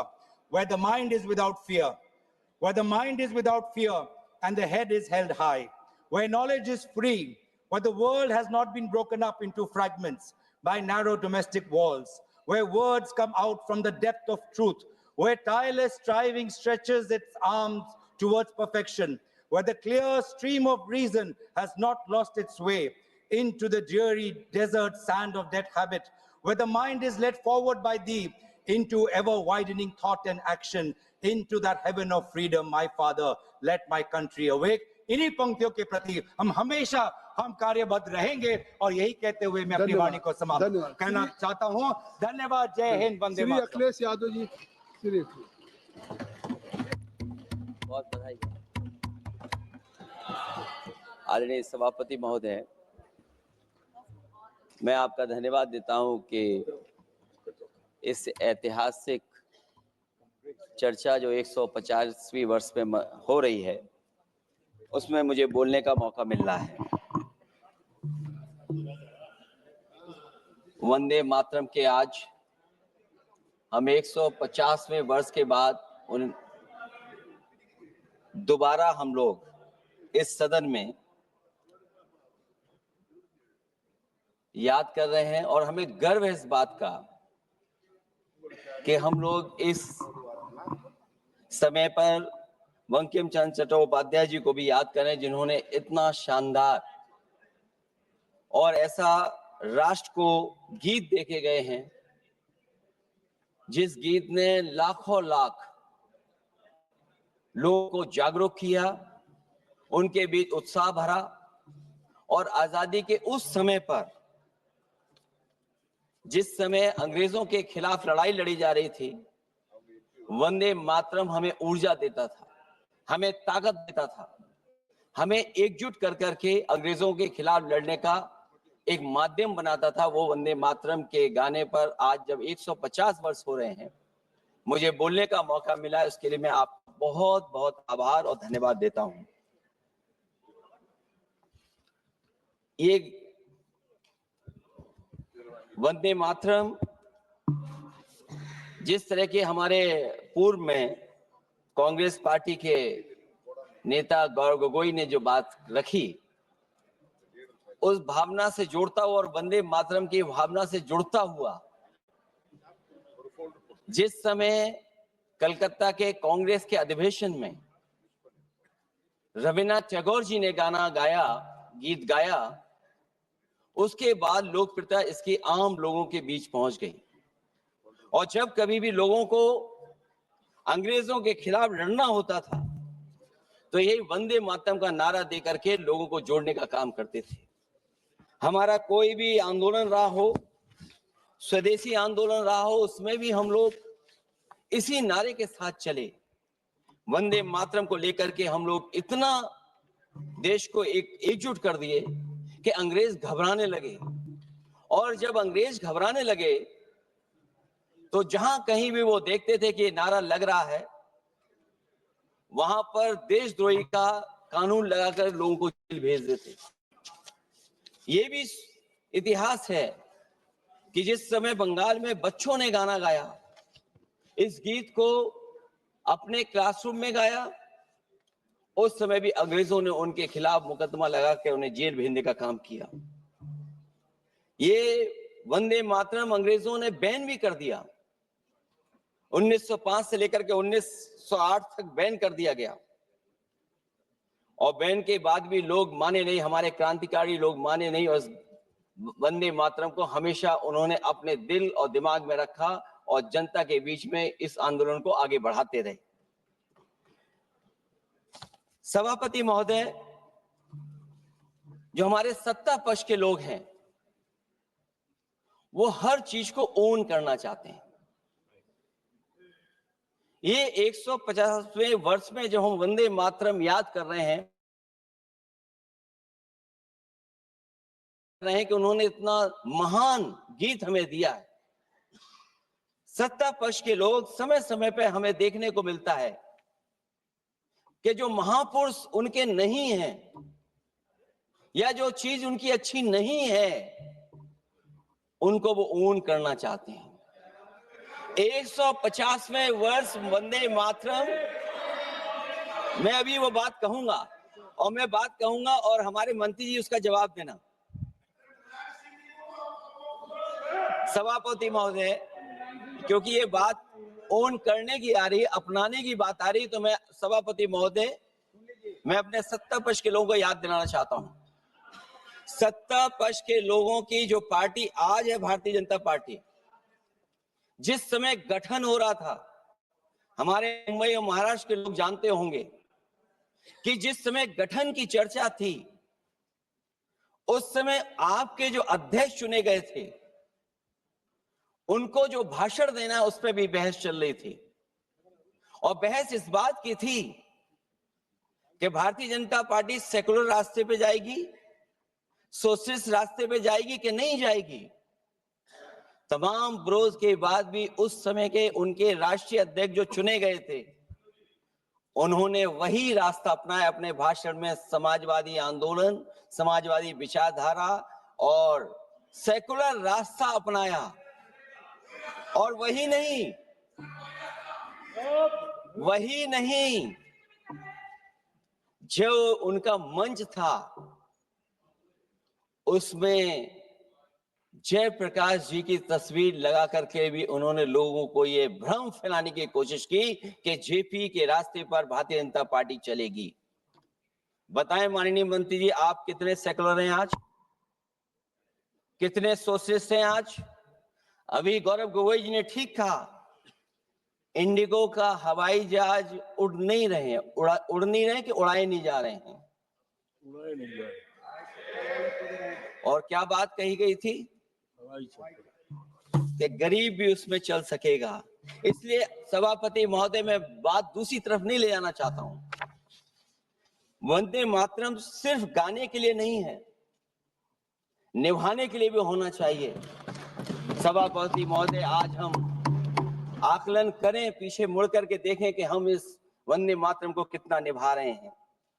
जिस वंदे मातरम ने आजादी के आंदोलन में सबको जोड़ा, आज के दरारवादी लोग आज के दरारवादी लोग उसी से देश को तोड़ना चाहते हैं।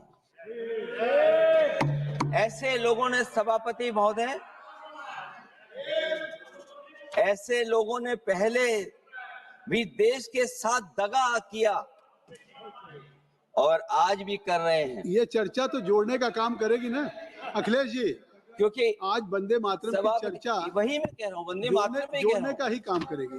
वंदे मातरम कोई दिखावा नहीं है, ना ही राजनीति का विषय है। क्योंकि सभापति महोदय, हम जब ये चीज इनके विचारों से, इनके भाषणों से जब बाहर सुनते हैं तो ऐसा लगता है कि वंदे मातरम इन्हीं का बनवाया हुआ गाना है। जिन्होंने सभापति महोदय, जिन्होंने आजादी के आंदोलन में भाग ही नहीं लिया है, वो वंदे मातरम का महत्व क्या जानेंगे। सच तो ये है कि सरफरोश लोग वंदे मातरम दिल से बोलते थे। उन आजादी के दीवानों के खिलाफ कुछ लोग अंग्रेजों के लिए जासूसी और मुखबिरी का भी काम करते थे। दरअसल ये राष्ट्रवादी नहीं बल्कि राष्ट्र विवादी लोग हैं।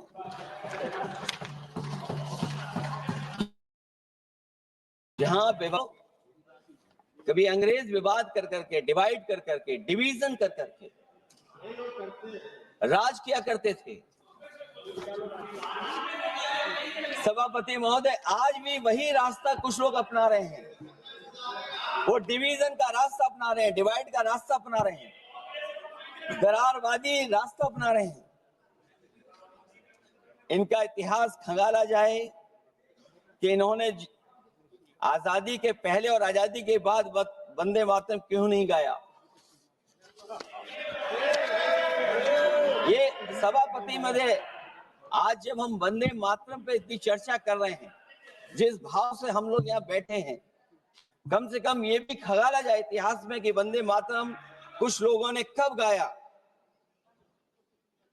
उन मुखबरों से ये सवाल पूछा जाए, स्वतंत्रता के बाद भी उन्होंने अपना गीत क्यों बनाया। उनकी एक रंगी सोच ने तिरंगा क्यों नहीं फहराया। वंदे मातरम सियासत के झूठे राष्ट्रवादियों के लिए नहीं है, गलत लोगों की गलत मंशा पूरा देश समझता है और केवल यही नहीं ओन करते हैं। कभी कभी भारत माता का जो चित्र है, जो पेंटिंग कभी बंगाल के महान लोगों ने बनाई थी,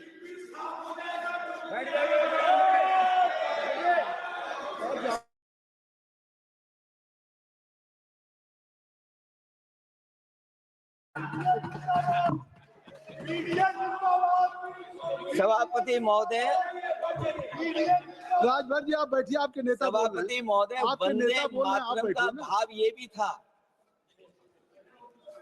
कि कम्युनल पॉलिटिक्स नहीं चलेगी और कम से कम हमारे उत्तर प्रदेश के साथियों ने कम्युनल पॉलिटिक्स को अंत किया है वहां पर जहां से कभी इन्होंने शुरू की थी। और सभापति महोदय, वंदे मातरम एक भाव के रूप में हमारे अंदर बसा है। चाहे उसके शब्द न याद हो, चाहे अर्थ न मालूम हो, चाहे पूरा याद ना हो, उस सच, इसके दो शब्द ही काफी हैं। जो सच में देश की एकता और अखंडता चाहते हैं, जो भाईचारे को बुनियाद मानते हैं, उनके लिए दो शब्द भी पर्याप्त हैं जो इस वंदे मातरम से हमें मिलते हैं।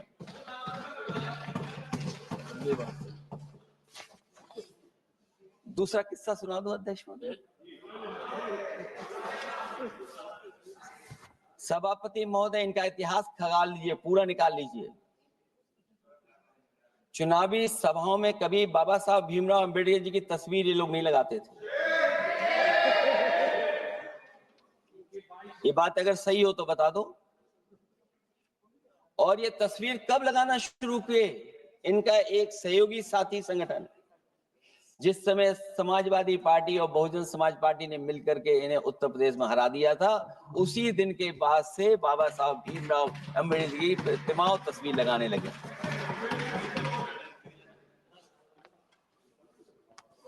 इसलिए सभापति महोदय,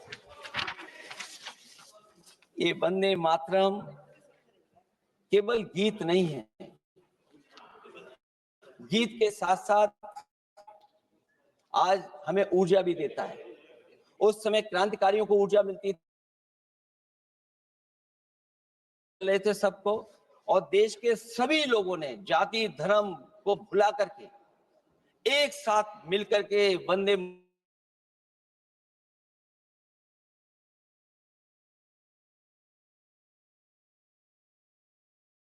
मातरम के साथ साथ जय हिंद का नारा, इंकलाब जिंदाबाद का नारा लगा करके अंग्रेजों को इस देश से भगाने का काम किया। आज सभापति महोदय, जब हम चर्चा कर रहे हैं, हम कैसा देश बनाना चाहते थे और किस दिशा में हम लोग देश को ले जा रहे हैं। सभापति महोदय, मुझे अच्छा लगा कि प्रधानमंत्री जी ने वो बात याद दिलाई कि अंग्रेजों के जमाने में अगर बच्चे भी वंदे मातरम गा देते थे तो उन्हें देशद्रोही के कानून से जेल भेज दिया जाता था। आज जब हम आजाद हो गए हैं तो आज देखिए उत्तर प्रदेश में क्या हो रहा है कि जो प्राइमरी स्कूल है वो बंद किए जा रहे हैं। 26,000 से ज्यादा स्कूल बंद हो गए। और जब बच्चों को पढ़ाने के लिए हम लोगों ने जिम्मेदारी उठाई, पीढ़ी के समाज के लोगों ने जागरूक होकर के पढ़ाने की कोशिश की, तो कभी अंग्रेजों ने मुकदमा लगाया था बच्चों पर देशद्रोह का।